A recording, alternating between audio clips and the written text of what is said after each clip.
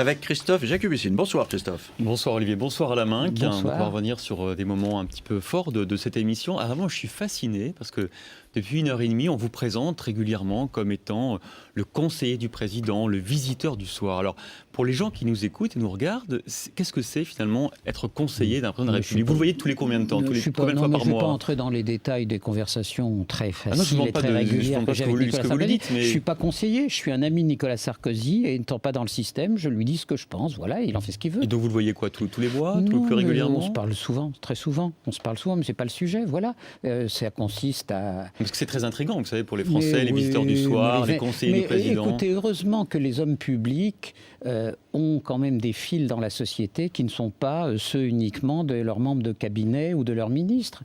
L'expression visiteur du soir avait été créée en fait à propos de François Mitterrand, qui de ce point de vue était un maître de la chose parce qu'il avait beaucoup de palpeurs. Et je pense que les hommes publics, quand ils sont au pouvoir, au hors du pouvoir, ont besoin de palpeurs. Ça ne se passe pas le soir, ça se passe dans la journée. Oh ben, nous ne sommes pas du soir, ni lui ni moi. Et donc, on a bien compris, vous n'êtes pas rémunéré pour ce type d'activité? Évidemment que non. Vous le faites pour l'intérêt général, pour le bien public? Je vais même vous dire que comme j'ai décidé le jour où Nicolas Sarkozy... Non, je ne suis pas payé, mais je vais même vous dire que j'ai décidé le jour où Nicolas Sarkozy a été élu que je n'aurai pas de clients entreprises publiques ou entreprises ayant des contrats importants avec l'État tant qu'il serait à l'Élysée. Donc d'une certaine façon, j'ai pénalisé mon business au nom de la fidélité à une amitié. L'inverse des conflits d'intérêts que d'aucuns croient chercher. Alors il y a un sujet sur lequel vous avez eu son oreille, c'est celui de la publicité sur France Télévisions. On se souvient de l'annonce du président de supprimer en 2 étapes la publicité sur France Télé. Et en fait, on est au milieu du gué. On a supprimé effectivement les écrans publicitaires après 20h, mais rien pour l'instant avant 20h. Est-ce que vous êtes déçu? Est-ce que le président n'est pas allé jusqu'au bout de ce que vous lui recommandiez? Écoutez, il s'est passé un petit quelque chose entre l'annonce de cette mesure et aujourd'hui. C'est tout de même que cette mesure a été annoncée en janvier 2008, avant la crise. Alors, en effet, avant la crise, les équations permettaient de faire le soir et la journée. Aujourd'hui, comme dans tous les domaines, il faut faire avec la crise.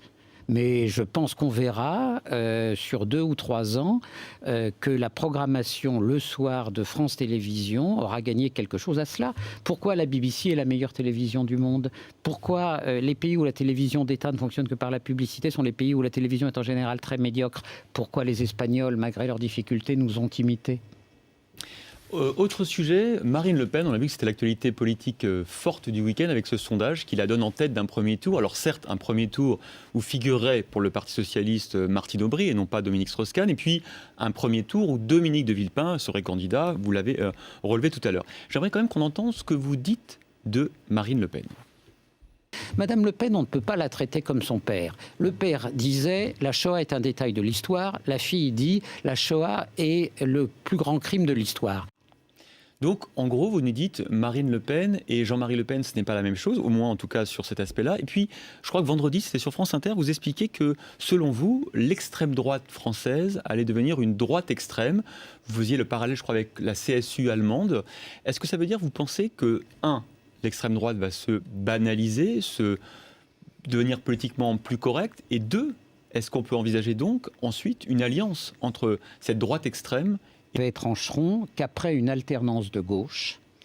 En 2012 une alternance de gauche qui viendra dans l'ordre des choses en 2012, 2017 ou 2022, mais il y aura une alternance de gauche et heureusement, c'est la démocratie. L'alternance, c'est la respiration de la démocratie.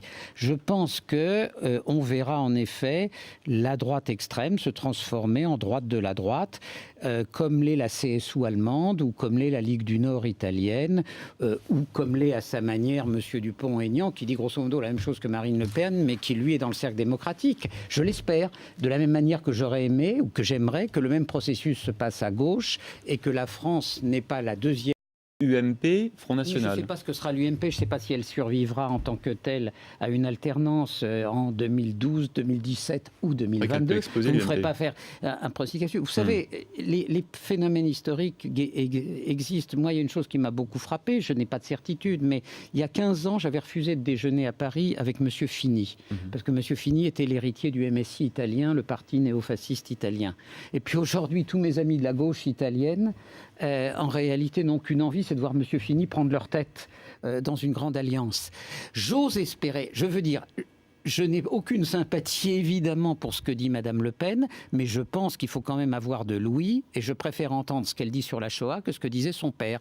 Mais il faudra énormément de temps, mais peut-être qu'un jour, la France deviendra un pays normal, sans extrême gauche et sans extrême droite. Un petit mot encore sur les chances 2012 et ce sondage dont on parlait. On a vu que Dominique de Villepin il fait un score plus qu'honorable.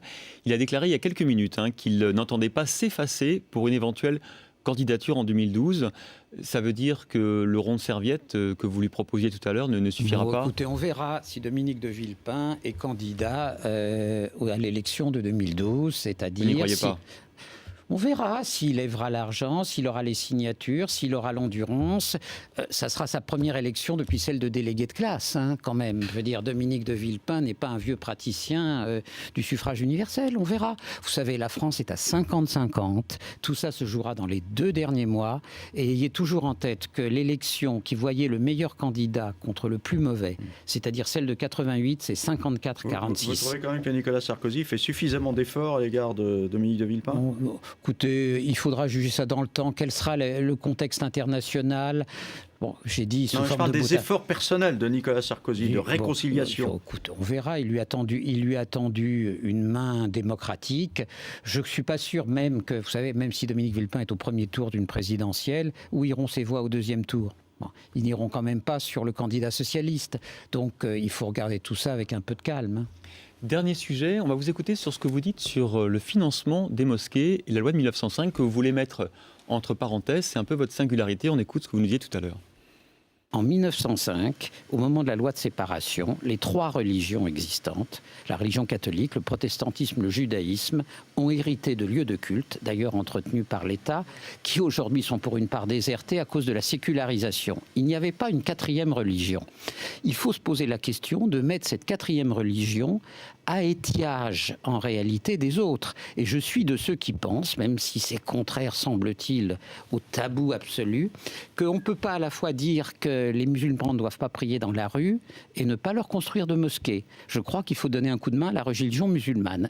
Alors, donner un coup de main à la religion musulmane, est-ce que vous pouvez nous expliquer concrètement, on n'a plus beaucoup de temps, ça veut dire quoi? Ça veut dire qu'on met entre parenthèses la loi de 1905 pendant quoi? 5 ans, 10 ans? Et ça représente quel investissement? On ne touche pas au texte sacramentel, mais on fait un texte spécifique pour que les collectivités publiques, l'État le premier, puissent aider à financer des mosquées et qu'on ne laisse pas l'Arabie Saoudite, je ne sais trop qui, continuer à le faire. C'est quoi? Il faut donner combien de temps? 3, 5 ans, 4, 10 ans 5 ans, mais pour une période limitée. Et je pense qu'il n'y a pas d'autre solution. Il faut sortir de l'hypocrisie. On ne peut pas à la fois se plaindre des prières dans les rues, se plaindre de mosquées financées par l'Arabie Saoudite et ne pas faire d'efforts. Vous l'avez dit au président?